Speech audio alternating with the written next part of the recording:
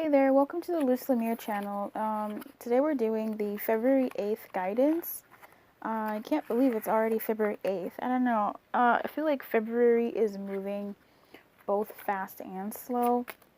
Like or not slow, but I feel like, yes, it's moving at a certain pace in any case.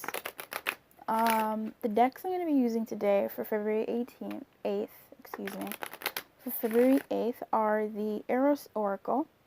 I was going to use the Goddess Power by Colette Baron Reid, but it didn't seem like that's what wanted to happen. So right now I'm going to just shuffle, hopefully get one message here. Excuse that. May I please have the guidance for today, February 8th, please. Oh, shit. That's a bitch. Okay. It's fine. Further guidance, please. Okay. I feel like it's the top card, actually, which is the Fool. And, this other card, which is the Wheel. I feel like it's the Wheel and the Fool, but actually, is it the Wheel and the Fool? Very interesting. Yeah, loss and coyness. Interesting.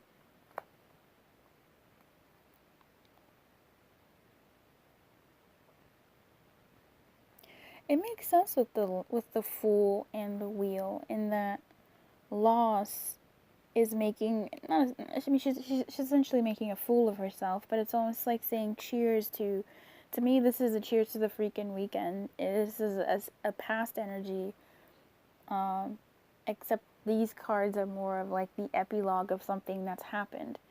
I feel like she's saying she's drinking to the last night, the last day of the last memory, which the wheel is moving into something forward, and the Fool is also sort of entering into a new space. I like that. Coyness here is, to me, it feels like cognitively moving in. It feels like cognitive to me with coyness. It feels like, I'm going to shuffle. I really do think the Fool and the Wheel were cards for this, so we're going to keep them in our minds, but I feel like it's cognitively moving forward, cognitively moving to something new. I feel like we've done something. I feel like we've done something. I feel like we've entered something. I don't know about you, but I feel like when I think of this energy for me, I feel like we've done something. If you watched, I accidentally leaked a membership video. It was the new moon reading. It was in it wasn't supposed to be for everybody. So if you saw that, cool. Maybe consider joining the membership. It was supposed to be, I think I've restructured things, but in any case, it reminds me of the new moon energy where something coming to shed light on certain things, la la la. It reminded me in that it could also be good things, right? Good things beneath the surface. Yes, the example was Mr. Bean hiding, the thing that he didn't want, but for some people, they love steak tartare. Shit. He just did not like it. I'm not into raw meat either. I'm not mad at him. But it could be some good things that may have been shed light on for you. And if that's the case with the Fool and the Fool makes me happy. Okay, the Fool makes me happy. But there's no denying that the Fool is also a fucking fool. Okay? They're like this innocent little fool. It's like, oh, you sweet little idiot, But the Fool's someone who's fresh. You almost want to protect the Fool and also laugh at the Fool. I've been thinking about the Fool a lot lately, and to me, that Fool would float. What the fuck was I doing? That I was thinking about the fucking Fool. I was thinking about something, and I think it was like dreaming. Was I in a fucking trance? I don't even know. I couldn't tell you. But I was in this like space. What the fuck was I doing? I don't know. In any case, the end result of that thought was, I'm looking at 1221, it was that the fool is so carefree. He has no baggage. Like, the fool has nothing. He has, yes, that little, knapsack thing that he has, but the fool, when he walks off that cliff, he doesn't fall. The fool does not fall. The fool floats. I don't know I think I was doing one of the weird things that I do, which, yep. Um, and it just felt so right. Like, the fool doesn't fall, the fool floats. And I was like, oh shit, the fool floats. Like, he doesn't fall off the cliff. He doesn't, like, the bitch floats. He's a pure soul. He has nothing weighing him down. He has not to say he's got no conscience, but he has nothing. So he will float. He's a fool. Faith and fool. The faith to move mountains. It's like, for some, yeah, the fool doesn't fall, the fool floats. So to me here, with this coyness, there is a sense of, like, not foolishness, but there is a sense of, like, fool in the way that, like, we human beings know, like, oh, he's a damn fool. But it's almost like you're saying goodbye to that nonsense energy. I don't know what this actually materializes and manifests in the world, but not saying goodbye, but I feel like, man, I think the shift happened, because I feel like, for some, and maybe for many, unfortunately that reading took a bit of a melancholic turn, but when I was thinking about it, for me, yes, some things happened, which, I mean, it wouldn't discriminate, the energy doesn't discriminate, it's going to show you what it's going to show you, so that it showed me certain opportunities that I could have taken, that I didn't take and went into old patterns. And then it also showed me certain opportunities that I took, because that's been the pattern of moving forward. So, in essence, what I'm seeing here with loss and coyness is, it's almost saying goodbye to former innocence, saying goodbye to former nonsense, saying goodbye to former stuff, leaving that stuff behind and entering into the new, and coupled with the fucking wheel. Like, that's amazing. That's amazing. Shit. I like the wheel in the upright. The wheel in the reverse freaks me out. Not gonna lie.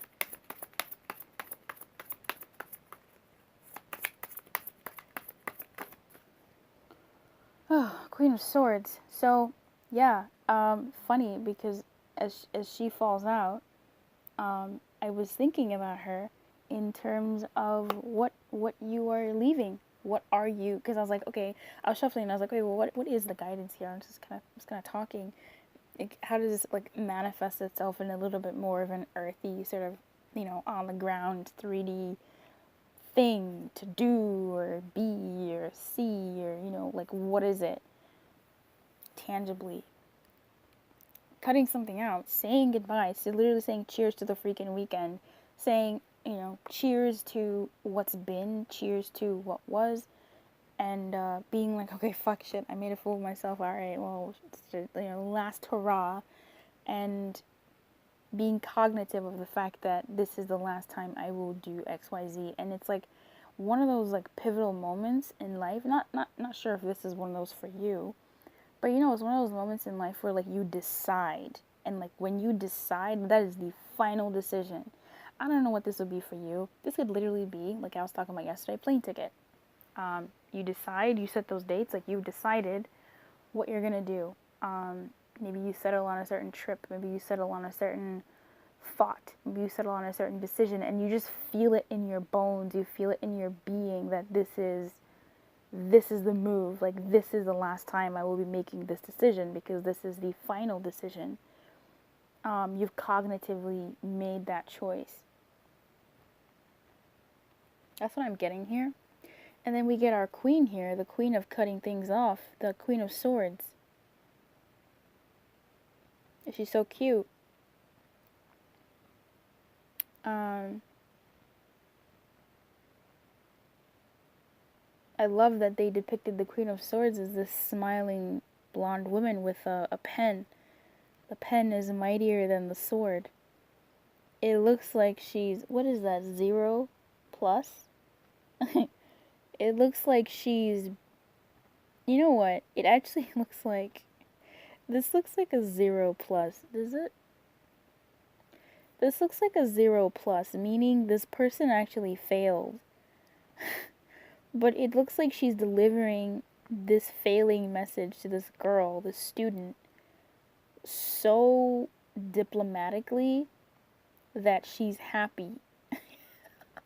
Only a true Queen of Swords could tell someone, you're a piece of this, that, and the other person would leave feeling like they really got something.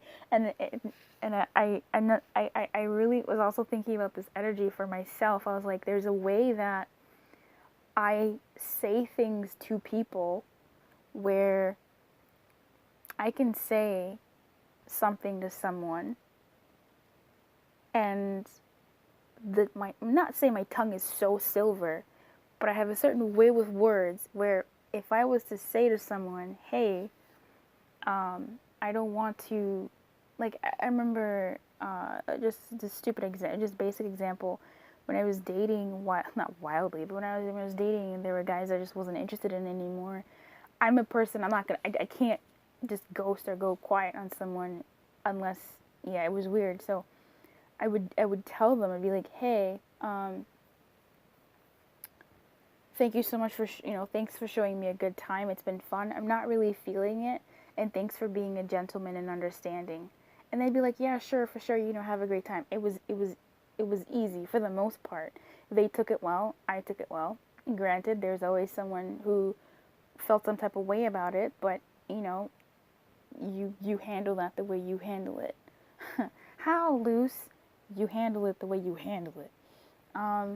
You just basically say, it's not you. I haven't known you well. I don't know. It depends on your stage. For me, it was, I'm enamored. It's, anyway, for me, it was telling sometimes saying, I don't know you personally. This isn't, a hit on your character. I'm just not feeling what I need to feel in order for me to stay here. And I know myself well enough that if I'm not feeling it, I'm not feeling it, and I won't feel it. And it wouldn't be fair for me to lead you on because I want you to find someone who feels about you the way you feel about me. You dress the shit up, and at the end of the day, someone's like, oh shit, man, she just cut me off. She just broke up with me, and yet I feel so happy. Like, she's, like a silver tongue. I am a Queen of Swords. And I love this depiction of the Queen of Swords because she's not, the divorcee. She's not this scorned woman. She's a woman with a fucking silver ass tongue, diplomatic, and will give you the message with heart. I fucking love you. Go ahead, Queen of Swords. And this is what I'm seeing here because, dude, this girl failed. She's got a 0 plus. Isn't that like you failed? Am I wrong? She failed. And she's delivering this news and this girl's so happy. In any case, if you are cutting someone off, be cognitive. And then we have another cognitive card here, the Queen of Cognizance, who thinks before she speaks and speaks eloquently when she does speak. Not like a louse, but she speaks with the wisdom of the wheel. The wheel, when I saw it, the one character that actually spoke to me the most was the crone, the older woman, the wise one. So let me go ahead and actually read the Queen of Swords here. She is in a sideways position, I'm sure you've noticed. And if you are hip to the Luce Lemire way of reading, she takes the positions that she takes. That the cards sort of fall out from sometimes. So I'm just adjusting myself in the background. My back brace is digging into my skin, you see. It's not really comfortable filming. Oh, God. Queen of Swords uses her skills to help someone focus her actions by eliminating the unnecessary and highlighting the essential. Hey. In reverse, she is harsh, sarcastic, and sometimes cruel. So there is what I love about how I read, how the messages come through to me graciously, is that sometimes the essence can really be taken any sort of way, but at the end of the day, what the essence is essentially about happens. So, for instance, with the new moon read, it was shedding a light on things that have been that are beneath the surface, and therefore like bringing more of the same in order to not trigger but to highlight what's underneath, that whole thing. And that could have been taken anyway, but that was the essence of what it is.